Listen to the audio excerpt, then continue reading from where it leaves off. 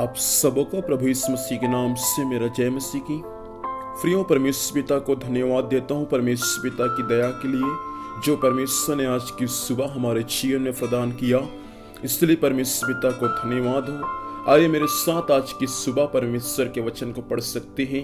लूका रचित सुसमाचार उसका 15 अध्याय उसका 19 पद। यह ऐसा लिखा हुआ है, अब इस योग्य नहीं रहा कि तेरा पुत्र कहलाऊं, मुझे अपने एक मजदूर के समान रख ले। परमेश्वर पिता इस वचन के माध्यम से हम सबों को आशीष दे। प्रियो, यहाँ पर उड़ाऊ पुत्र के बारे में दिया गया है, अर्थात उड़ाऊ पुत्र का दृष्टांत। आपको सबको मालूम है कि उड़ाऊ पुत्र का जीवन कैसा था और आगे उसका जीवन कैसा हो गया। हम सबको मालूम है उड़ाऊ पुत्र के बारे में ज्यादा बताने की और समझाने की आवश्यकता नहीं है। ये उड़ाऊ पुत्र अपने पिता की संपत्ति में का बंटवारा किया, दोनों भाई को बराबर बांट दिया पिताजी ने संपत्ति को। उसके बाद यह बेटा अपने संपत्ति को लेकर दूर देश को चला गया और दूर देश में जाकर कुकर्म किया और कुकर्म करने के बाद अपना सब कुछ संपत्ति को वहां बर्बाद कर दिया।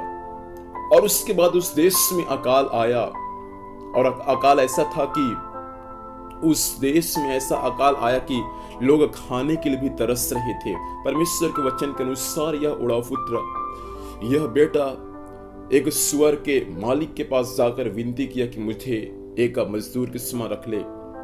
वह रख लिया और उसको काम दिया, सुअर चराने का काम दिया। परमेश्वर के वचन में लिखा हुआ है कि सुअर जो फली को खाता था उसी फली को छीन कर यह पुत्र खाता था। ऐसा स्थिति हो गया। मैं आपसे कहना चाहता हूं, पिता से अलग होकर आप कुछ नहीं कर सकते। पिता के घर में आपके लिए सब कुछ है, अर्थात यीशु मसीह के घर में आपके लिए सब कुछ है।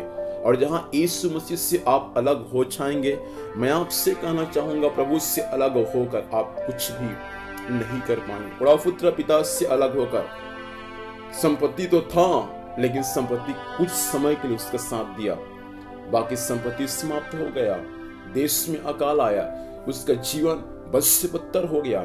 लेकिन एक दिन वह उड़ाऊ पुत्र जब अपने आपे में आया तब कहा कि मेरे घर में, मेरे पिता के घर में कितने मजदूर है जो भोजन से कहीं अधिक उनको रोटी भी मिलती है और मैं यहाँ भूखा मर रहा हूँ। इसलिए उन्होंने ठान लिया और कहा कि मैं अपने आंखें उठाऊंगा और मैं कहूंगा, पिताजी मैंने स्वर्ग के विरोध में और आपके दृष्टि में क्या किया है, पाप किया है। अब इस योग्य नहीं रहा कि मैं तेरा पुत्र कहलाऊं, परंतु मुझे एक मजदूर के समान रख ले। इस वचन का संदेश मैं आपको देना चाहता हूं। उड़ाऊ पुत्र भले पाप में कई साल तक तो जीवन व्यतीत किया होगा, लेकिन जब उसका अभिलाषा जब समाप्त हो गया, जब वह उड़ाऊ पुत्र अपने होश में आया, अपने आपे में आया, तो पिता के घर को जाना चाहा। मैं आपसे कहना चाहता हूँ, आज कई उड़ाऊ पुत्र मुझे सुन रहे होंगे, यीशु के नाम से मैं आपसे कहना चाहता हूँ, वापस अपने पिता के घर में आ जाए।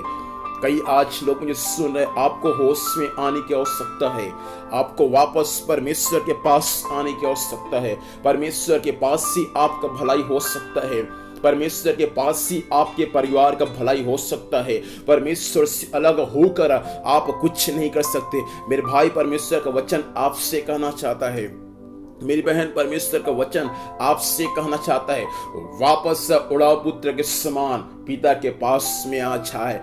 जैसा उड़ाऊ पुत्र अपने होश में आकर अपने पिता के पास में आना चाहा, वैसा परमेश्वर चाहता है आज की सुबह अपने होश में आइए और वापस अपने पिता परमेश्वर के पास में आइए। यदि आप वापस परमेश्वर के पास में आएंगे, वो परमेश्वर आपको ठुकराएगा नहीं, वो परमेश्वर आपको तिरस्कार नहीं करेगा, लेकिन वो परमेश्वर आपको गले लगाकर आपका जो अधिकार खो गया था, उस अधिकार को मेरा परमेश्वर पुनः आपको स्वर्ग से प्रदान करेगा। इसलिए आज की सुबह अपनी आंखों को बंद करें और परमेश्वर से प्रार्थना करें और कह दे, परमेश्वर पिता वापस आपके पास मुझे आने में सहायता कर। आइए प्रार्थना करेंगे। खुदावंद परमेश्वर पिता, हम यीशु के नाम से आज की सुबह आपके सम्मुख में आते हैं। मालिक, स्वर्ग आपका सिंहासन है, पृथ्वी आपके पांव की चौकी। खुदावंद बाप, इस वचन के अनुसार आज हर एक का जीवन होने पाए प्रभु जी, और इस वचन के अनुसार आज हर एक लोग प्रभु जी आपके सच्चाई को जाने और उद्धार को प्राप्त करे और वापस आपके पास में आने में सहायता करे। आज दिन भर संभाल, स्वर्गीय सुरक्षा दे प्रभु, जहाँ भी जाएंगे जाने आने में सहायता कर, हर कार्य प्रभु यीशु के नाम में सफल होने पाए। धन्यवाद, आपने प्रार्थना सुना और आशीष दिया। यीशु मसीह के नाम से पिता हम आशीष को मांगते हैं, आमीन।